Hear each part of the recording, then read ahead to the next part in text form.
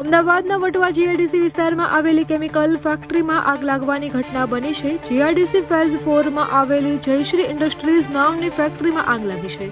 તો ઘટનાની જાણ થતાં ફાયર બ્રિગેડની 10 થી વધુ ગાડીઓ અને ઉચ્ચ અધિકારીઓ ઘટના સ્થળે પહોંચ્યા છે।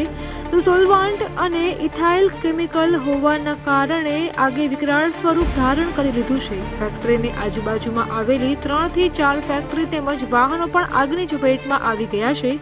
હાલ તો આ ઘટનામાં 2 લોકોને ઈજા થતા સારવાર અર્થે મણિનગરની એલજી હોસ્પિટલમાં ખસેડવામાં આવ્યા છે।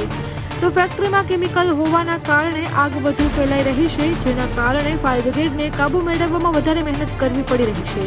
તો ફાયર બ્રિગેડની અત્યારે કુલ 19 જેટલી ગાડીઓ ઘટના સ્થળે છે અને આગને ચારે તરફથી કાબૂમાં લેવાના પ્રયાસો હાથ ધરવામાં આવી રહ્યા છે। તો આગના ધુમાડા જીઆઈડીસી રોડ પર દૂર દૂર સુધી દેખાવા લાગ્યા હતા। અમારી તમામ માહિતીથી અપડેટેડ રહેવા માટે જોડાયેલા રહો ત્રિશુલ ન્યૂઝ સાથે।